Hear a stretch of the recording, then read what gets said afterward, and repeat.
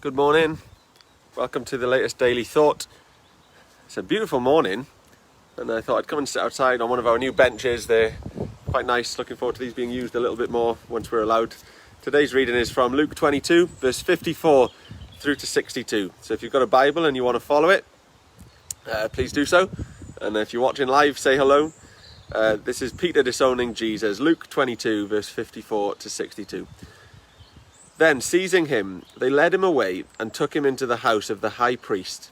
Peter followed at a distance. And when some there had kindled a fire in the middle of the courtyard and had sat down together, Peter sat down with them. A servant girl saw him seated there in the firelight. She looked at him closely and said, "This man was with him." But he denied it. "Woman, I don't know him," he said. A little later, someone else saw him and said, "You are also one of them." "Man, I am not," Peter replied. About an hour later, another asserted, "Certainly this fellow was with him, for he is a Galilean." Peter replied, "Man, I don't know what you are talking about." Just as he was speaking, the rooster crowed. The Lord turned and looked straight at Peter. Then Peter remembered the word the Lord had spoken to him. "Before the rooster crows today, you will disown me 3 times. And he went outside and he wept bitterly. Morning, everybody. There's a great passage there from Luke and a story about Peter. And you know, Peter was a very passionate man. He went on to do some incredible things, but this was his lowest moment. You know, he was a sinful man. He was a fisherman. He did some probably pretty dodgy stuff in his lifetime. Jesus sees him one day and calls him to follow him, and he does. And he's his closest ally almost for a few years. But then at Jesus's most important moment, I guess, or most in need of support type of moment, Peter decides, you know what, I'm going to deny him.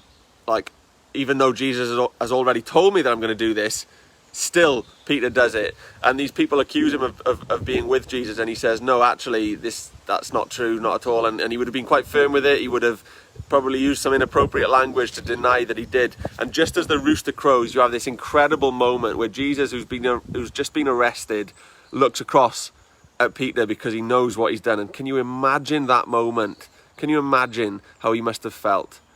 It says that he ran and cried, and we know that the story goes on, as we'll read in probably a few days' time, that Peter is reinstated by Jesus, and that's an amazing story in itself. But I want to encourage you this sunny morning, wherever you are, however life is, don't deny Jesus. Don't pretend that you don't know him. Don't hide away from the fact that you follow him, and you follow him with your entire life. It's too important to just kind of be half-hearted in this. It's too important to allow the feelings of others or the criticism of others or the worries of others that maybe don't believe what we do to stop us from truly being passionate about what we believe in.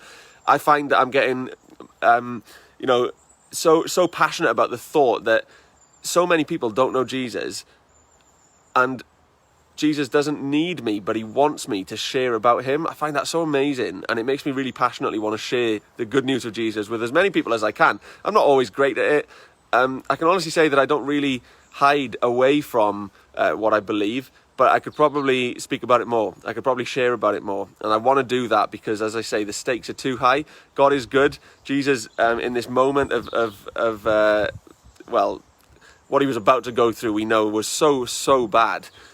So horrendous, and yet he still had the mind and the time to look at Peter when the rooster had crowed, despite what was going to happen to him. I find that such an incredible thing. But yeah, I want to encourage you today, wherever you are, however your day looks, if you've got plans for the day or not, put Jesus first, speak to him, keep him close, and make sure you share with somebody today your faith in him, because it's a good thing to do that. It's what we're called to do. Have a wonderful day. We'll see you at 12 for some live prayer, and also at 6 o'clock tonight for night 4 of Surge. We're having such a great youth week. I'm having a great time, despite there not being anyone in the building. We're having a really good fun time online. But have a great day, have a blessed day, and see you soon. Bye.